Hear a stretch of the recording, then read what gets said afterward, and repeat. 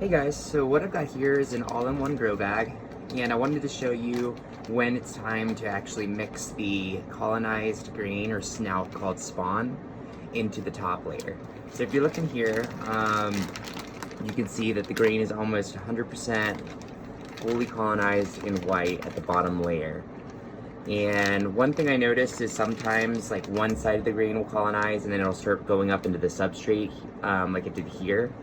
And that's just fine. What I did was I took the white mycelium and I kind of just smushed it a little bit to kind of break it up a little bit where the uncolonized grains were, and that helped it to be stimulated to continue colonizing those grains. Okay, so now we have this and we're ready to shake it. So what I'm going to do is I'm just going to take the bag and just kind of gently beat it up a little bit. One thing I read recently that I thought was a good analogy was that the grain is kind of like the vehicle for the mycelium. It provides a way for it to have the energy to colonize the substrate. And what we're doing now that it's colonized that grain and it's all ready to go, we are actually moving the grains into the substrate and trying to get as even a mix as possible so that it all colonizes at about the same rate.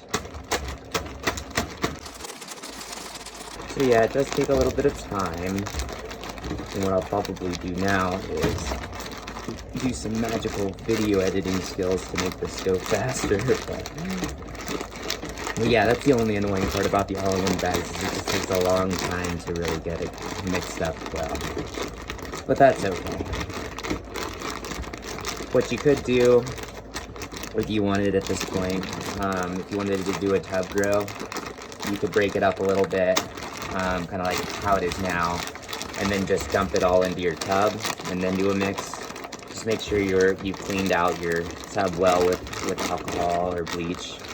Diluted bleach, and that you're using gloves and a mask and all that good stuff. And if that is the case, you really got to make sure that the grain is 100% colonized, because any grain that's not 100% colonized can easily be contaminated by open air. So doing the tub grows adds risk, and that's why I don't recommend it at my workshops. But there are some benefits to a tub grow versus just fruiting right out of the bag, and the tub grows allow more surface area, they're easier to harvest, and the mushrooms generally tend to look a little grittier. Well, that's not really true. That kind of just depends on the genetics. Alright, so we're getting there. Now I'm going to start doing a few more of these. This side.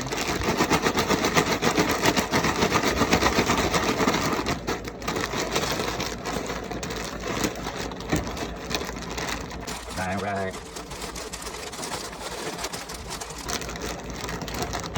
Still some clumps of substrate at the top, so I'm going to keep on working it.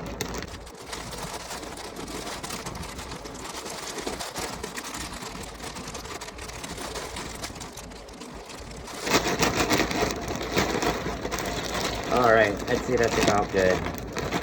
So, now that we have everything all mixed up as best as we possibly can, we're going to take the bag and set it, kind of smush it all back into a brick form, trying to ensure that there's no like protruding clumps. We want it to be pretty uniform and singular. Okay, so now it should look like this, and I formed it back into a brick, and then I'm just going to take it and set it off to the side and leave it for another week or two, and then we will check for pinning, and once we see some pinning, we'll go ahead and put it into fruiting conditions. Alright guys, thanks for watching. Feel free to post any questions you might have. Otherwise, we'll see you soon. Thanks, bye.